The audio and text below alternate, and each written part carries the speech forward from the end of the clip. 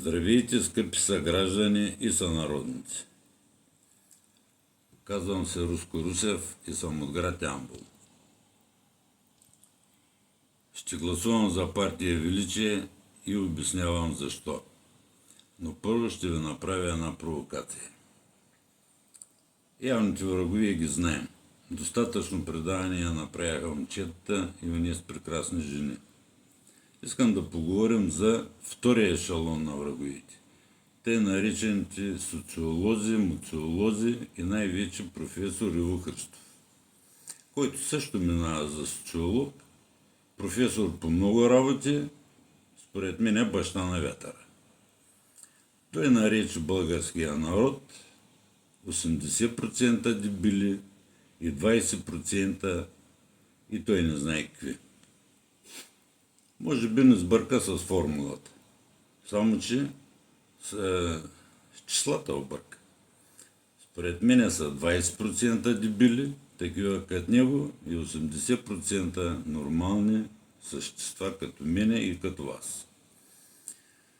Искам да проверим, след като гласуваме, дали сме такива дебили или той е дебила. Той зависи от всички нас. Той се води интелектуалец. Като такъв трябва да знае корена на думата и всички нейни производни. Интелект означава, че можеш да мислиш, той иначе не е си човек. Искам да ми обясни той същество от величината на огромния си ръст, в кой занаят няма мисъл. Фаянсаджия, стругар като мене, фризист, шлосер. За лекар и за учители не говорим. Той нито е лекар, нито е учител, той е професор на нищото. Едни и същи приказки и така нататък. С този шибек мисля да приключим. Скоро вече Григор Здравков светли едно име Иван Кръстев, което отдавна знам. То си едно Микери, което си е харесало едно място във Виена. Но до него може да наредим един наш съгражданин. Той не е съгражданин ямболия, защото едва ли имам нужда от такива съграждани. Да не обиждаме и селата. Кой го знае, де се излюпел. Фактически знам, но не е много важно. То същия Търтей, наградата Букър, също е от австрийското котило. Там имам котилото, там е и склада. То същия бутлук нарича българския народ нещо подобно като на Ивчо Христов, среща една в Нью-Йорк, представящ тъпата книга, че докато българския народ продължава с излишните си обичаи и с тези възстановки за миналото си, ние няма да прогресираме. Та същия този постоянно допуща грешки и най-вече в самолета свирише музика.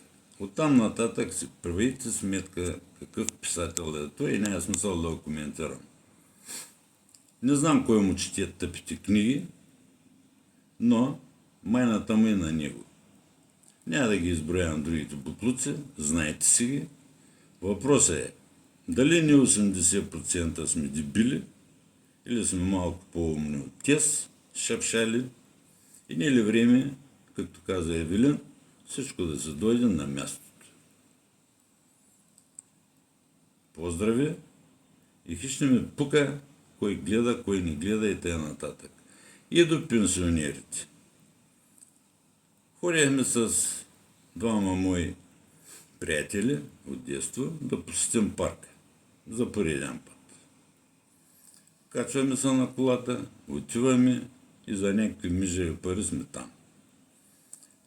Плащам на касата и момичето ме гледа очудено, явно възрастта не личи вече, то не явно, ми явно много личи. Ма господа, вие ако сте пенсионери, имате право на 50% отстъпка. Ние отказахме и си платихме, което трябва да бъде. Те сме отишли, взимаваме си книги, взимаваме си подаръци, сувенири и така нататък. За храната няма да я коментирам, който иска да отиде и да види. Това е положението. Другото е